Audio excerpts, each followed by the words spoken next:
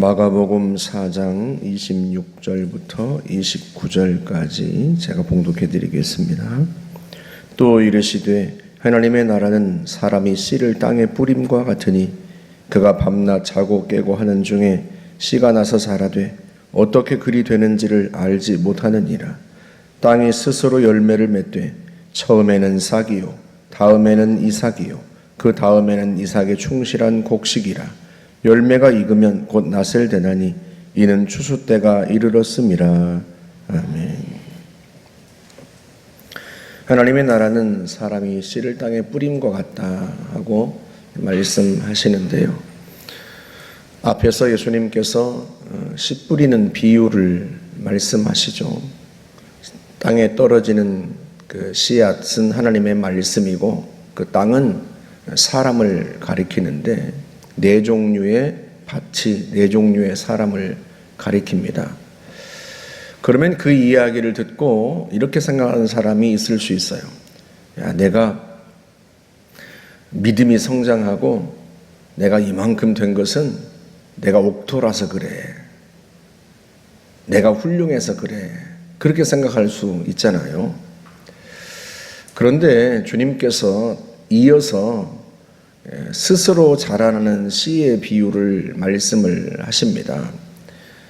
지금 이 말씀은 앞에서 씨 뿌리는 비유와는 조금 관점이 달라요. 앞에서는 밭에 따라서, 그러니까 사람에 따라서 열매를 맺고 안 맺고가 이제 결정이 되는데, 이 비유에서는요 그 사람의 역할을 완전히 빼버렸어요. 사람이 땅에 씨를 뿌리지만 그 씨가 어떻게 자라는지는 모른다는 거예요. 땅이 스스로 열매를 맺는다 하고 주님이 말씀을 하십니다. 그러니까 사람의 역할은 완전히 사라져버리는 거죠. 주님께서 앞에 씨 뿌리는 비유와는 네 가지 밭의 비유와는 완전히 다른 말씀을 하시는 거죠. 이스라엘의 농사법을 잠깐 설명해 드렸습니다만, 이스라엘 사람들은 밭을 두 번 갈아요. 우리처럼 이제 고운 흙으로 된 밭이 아니라서 산에서 개간한 돌이 잔뜩 있고 바위가 있는 밭이라서 이 밭이 삐뚤빼뚤합니다. 쟁기를 갈지만 밭이 우리처럼 막 이랑이 고든 게 아니에요.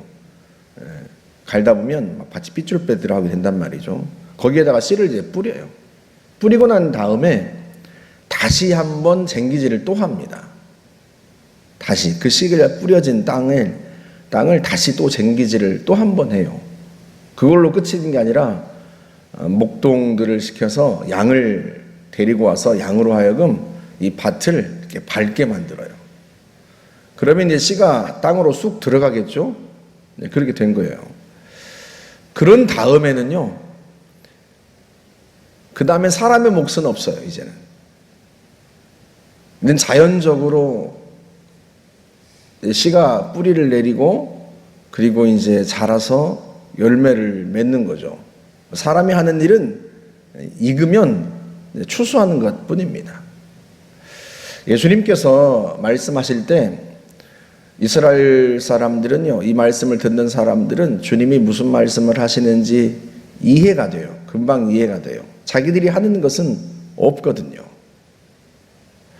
그처럼 우리 안에서 믿음이 자라고 우리가 변화를 경험하고 하는데, 그것이 우리의 노력으로 되는 일인가, 내가 힘쓰고 애써서 되는 일인가, 내가 성품이 좋아서, 내가 마음이 좋아서, 밭이 좋아서 그렇게 되는 일인가? 그렇지 않다는 거예요.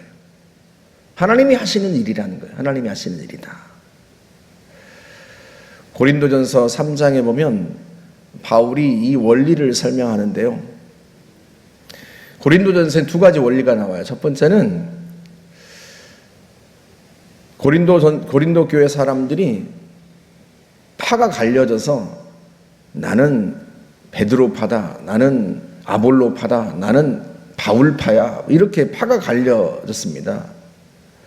그러니까 자기가 존경하고 따르는 스승이 이 사람이다 해서 그 사람을 좋아하는 파가 생긴 거, 분열이 된 거란 말이죠. 아마도 그들은 이렇게 생각했을 거예요. 베드로가 훌륭해서, 베드로 사도가 훌륭했기 때문에 우리 교회가 이만큼 성장한 거야. 또는 아니야, 우리에게 와서 사역했던 아볼로 사도가 훌륭해서 우리 교회가 이만큼 성장하고 우리가 믿음이 성장한 거지.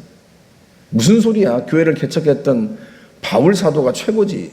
바울 사도 때문에 우리가 이만큼 믿음이 자라고 성장한 거야. 이렇게 파가 갈려졌단 말이죠. 그래서 바울이 믿음이 자라고 열매 맺는 그 원리를 설명하는데 이렇게 설명합니다. 나는 심었고 아볼로는 물을 주었으되 오직 하나님께서 자라게 하셨나니. 바울이 처음에 씨를 뿌렸죠. 복음의 씨앗을 뿌렸습니다. 그 다음에 그 고린도 교회 아볼로가 와서 양육하고 또 말씀을 가르쳤습니다. 그걸 나는 심었고 아볼로는 물을 주었다 이렇게 표현해요. 그런데 자라게 하시는 분은 누구시다? 하나님이시라는 거예요. 심는 이나 물 주는 이는 아무것도 아니로되 오직 자라게 하시는 이는 하나님뿐이니라. 아무것도 아니라는 거예요. 그들은 하나님이 자라게 하지 않으시면 자랐겠냐는 거죠. 이게 전적으로 하나님의 역사라는 거예요. 그러니 어떤 사역자가 훌륭해서, 어떤 목회자가 훌륭해서 성도들의 믿음이 성장하고 교회가 성장하고 착각하지 마라. 심는 이나 물 주는 이는 아무것도 아니다.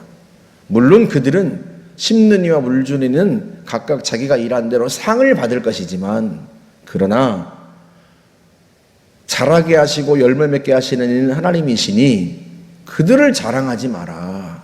그런 의미입니다. 오늘날 우리는 내가 훌륭해서 믿음이 자라거나 또는 말씀을 전하는 분이 훌륭해서 믿음이 자라거나 이런 생각을 할 수 있어요. 그러다 보니 교회가 크면 성장하면 훌륭한 목사님이 있기 때문에 이렇게 생각하고, 교회가 성장하지 않으면 목사님이 좀 영역이 부족해서 이렇게 생각할 수 있지만 바울은 그렇지 않다는 거예요. 하나님이 자라게 하시는 것이지 심는 이나 물 주는 이는 아무것도 아니라는 거예요. 그들은 다만 하나님의 명령을 따라서 씨를 뿌리고 물을 주었을 뿐이에요. 하나님께서 하지 않으셨다면 과연 자랐겠는가 하는 겁니다. 제가 주일날 여러분에게 작은 교회를 살려야 된다고 말씀드린 것도 같은 원리입니다. 교회가 이만큼 성장했으니까 박 목사가 훌륭해서 그런 거고, 성장하지 못한 교회는 목사님들이 훌륭하지 못해서 그런가? 그렇지 않아요.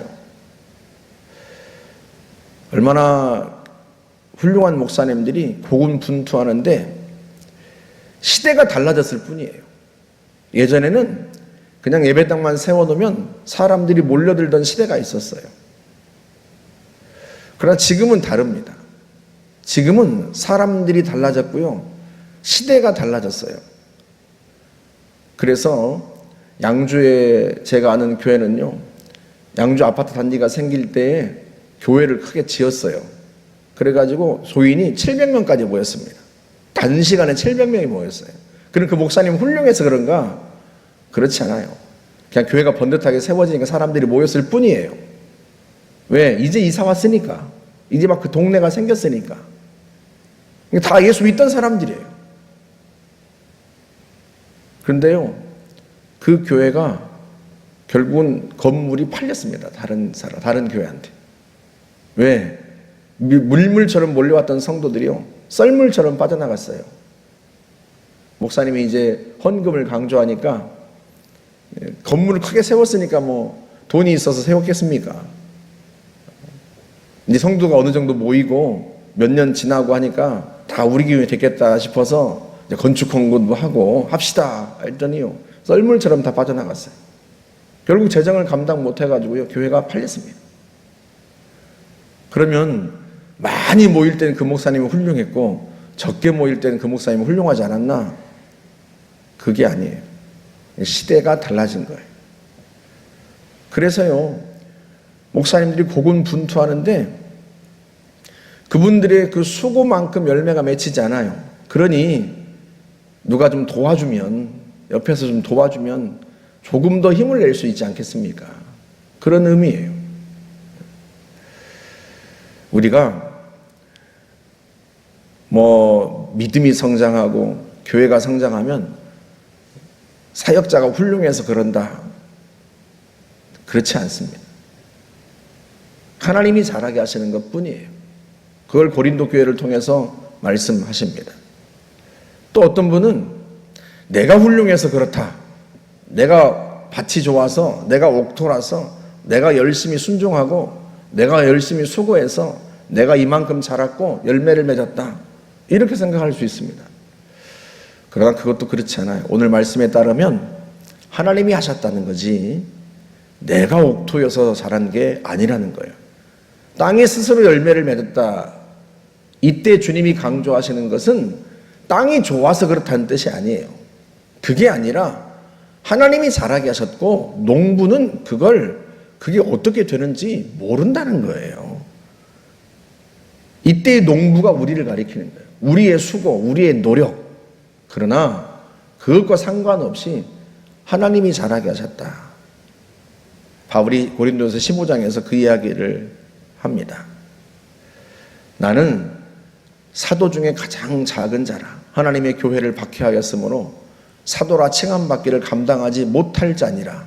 그러나 내가 예전에 박해자였던 내가 나 된 것은 지금 이렇게 사도가 된 것은 복음을 전하고 교회를 세운 사도가 된 것은 무엇 때문이다? 오직 하나님의 은혜로 된 것이다. 내가 나 된 것은 하나님의 은혜로 된 것이라. 그의 은혜가 내게 주신 그의 은혜가 헛되지 아니하여 모든 사도보다 더 많이 수고하였으되 그러나 내가 한 것이 아니요 무엇이 오직 하나님의 은혜로라. 자기가 수고해서 그러면 교회가 세워졌나? 자기가 수고해서 훌륭한 사도가 되었나? 자기가 열심히 노력하고 열심히 애써서 자기가 옥토여서 다른 사도보다 더 훌륭한 사도가 되었나? 그렇지 않다는 거예요. 내가 나 된 것은 예전에 내가 박해자였던 내가 지금의 사도가 된 것은 하나님의 은혜로 된 거예요. 은혜로. 그의 은혜가 헛되지 않았을 뿐이에요. 하나님이 내게 주신 은혜가 헛되지 않아서 다른 모든 사도보다 더 많이 수고하였다는 거예요. 하지만 그 수고조차도 무엇 때문이다? 하나님의 은혜 때문이라는 거예요. 그 은혜가 자신을 수고하도록 몰아붙인 것이고 그 은혜가 자기를 세운 거지 자기가 본래 옥토여서 자기가 본래 훌륭해서 그런가? 그렇지 않다는 거예요. 하나님의 나라는 그래요. 내가 수고해서 내가 훌륭해서 그래서 믿음도 잘하고 교회도 성장하고 그런 것 같지만 그렇지 않습니다. 하나님이 하시는 거예요. 하나님의 은혜로 되는 것이고요. 하나님의 역사입니다. 하나님의 역사. 그래서 우리가 더 소망이 생겨요. 왜? 내가 열심히 전도하고 또 말씀을 전해서 그렇게 하는데도 불구하고 열매가 맺히지 않을 때 낙심할 필요가 없어요. 왜? 하나님이 결국엔 하나님이 하실 테니까. 내 능력이 부족하고 내가 부족해서 열매가 맺히지 않고 전도가 안 되고 내가 성장하지 않는가? 아니에요. 하나님이 하십니다. 농부는 자기가 뿌린 씨앗이 어떻게 자라는지 모르지만 땅에 스스로 열매를 맺는다. 결국에는 하나님이 하시는 일이에요. 그러니 내가 좀 부족해도 우리에게는 소망이 있어요. 왜? 하나님이 하실 테니까. 우리에게 뿌려진 말씀이 능력이 있으니까. 살아 역사하니까. 제가 주일날 말씀드렸잖아요. 말씀을 전하는 사람, 말씀을 가르치는 사람, 그 사람이 받은 말씀이 그게 진짜 하나님의 말씀이라면 제일 먼저 누구를 변화시킬 거다? 그 말씀을 받은 사람은 제일 먼저 변화시킬 거다. 누구에게 전하기에 앞서, 누구에게 말하기에 앞서 그 말씀을 받은 사람을 제일 먼저 변화시킬 거예요. 왜? 하나님의 말씀은 살아있으니까. 그게 우리의 희망입니다. 우리는 부족해도 우리는 더디 변하는 것 같고 나는 참 신앙이 안 자란다 이런 생각도 들고, 또 한편으로는 나는 전도하는데 왜 열매가 맺히지 않을까 그렇게 생각할 수 있지만, 그러나 하나님이 잘하게 하신다는 거예요. 하나님이 하신다. 하나님이 하시니 우리는 어떻게 하면 돼요? 부지런히 부지런히 씨앗을 뿌리면 되고, 또 하나님의 때를 잠잠히 기다리면서 주님을 섬기면 되고, 그런 거죠. 하나님의 나라는 그렇게 성장합니다. 그렇게 열매를 맺고요. 하나님은 그렇게 일하십니다. 그것이 우리의 소망이고요. 그것이 우리에게는 은혜입니다. 저와 여러분들이 늘 하나님의 역사를 기다리고 또 기대하고 그렇게 하나님 앞에서 살아갈 수 있기를 주의 이름으로 축복합니다.